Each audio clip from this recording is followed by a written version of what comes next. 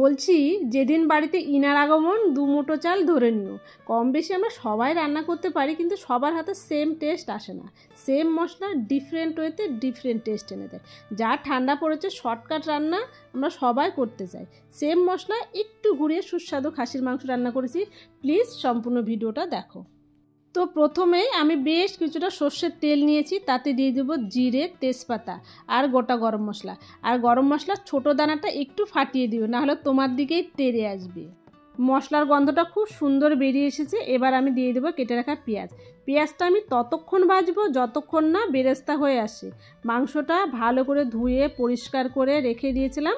এবার পেঁয়াজটাকে আমি খুব ভালো করে ভেজে নেব, একদম বেরেস্তা। দেখো এখানে বেরেস্তা হয়ে গেছে। তবে বেরেস্তাটাকে আমি তুলে রাখবো না, এর মধ্যে আমি দিয়ে দেবো কেটে রাখা মাংস।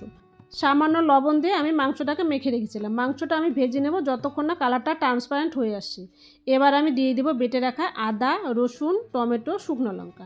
শুকনো লঙ্কা তোমাদের স্বাদ অনুযায়ী কম বেশি করে নেবে।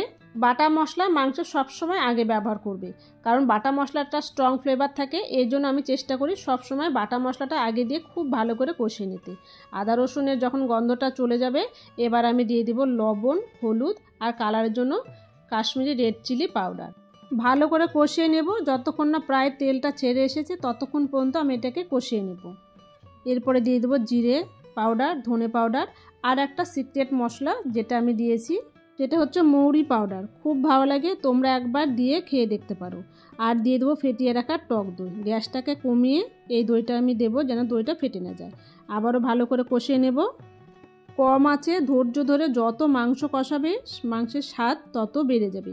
আমি এসে কড়াইয়ে মাংস রান্না করেছি জন্য বারে বারে ঢাকা দিয়ে আমাকে রান্নাটা করতে হচ্ছে। আর তোমরা যদি এই রান্নাটা প্রেসার কুকারে করতে চাও তাহলে 3টা সিটি দিয়ে নেবে। মাংসটা খুব সুন্দর কষানো হয়ে গেছে, কাঁচা গন্ধটা আর নেই। আমি এবার দিয়ে দেবো গরম জল। মাংসের সব সময় গরম জল ব্যবহার করবে।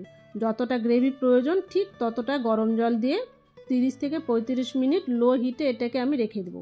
মাঝে মাঝে আমি ঢাকা তুলে দেখব সেদ্ধ হয়েছে কিনা আর কতটা গ্রেভি আছে। অবশেষে আমি দিয়ে দেবো ভেজে রাখা আলু, কাঁচা লঙ্কা। কাঁচা লঙ্কাটা তোমরা সবসময় রান্নার শেষে ব্যবহার করবে, তাতে ফ্লেভারটা খুব ভালো আসে। আর দিয়ে দেবো ধনেপাতা, গরম মশলা। তাহলেই রেডি আমার খাসির মাংস, লাল লাল ঝাল ঝাল, লুকিং সো গুড। নান, রুটি, পরোটা, ফ্রাইড রাইস সব কিছুর সঙ্গে এই খাসির মাংসটা দৌড়াবে। আমি আজকে ফ্রাইড রাইসের সঙ্গে পরিবেশন করেছি। একবার হলে এই রেসিপিটা তোমরা বাড়িতে বানিয়ে দেখবে, আর কেমন হয়েছে আমাকে অবশ্যই কমেন্টে জানাবে। ভালো লাগলে অবশ্যই একটা লাইক, কমেন্ট, শেয়ার করবে। আর এখনও যারা আমার পেজটিকে ফলো করেন তারা প্লিজ ফলো করে দেবে। দেখা হবে নতুন একটা রেসিপি নিয়ে পরের ভিডিওতে। ততক্ষণ সবাই খুব ভালো থেকো, সুস্থ থেকো, এনজয় করো। Thank you.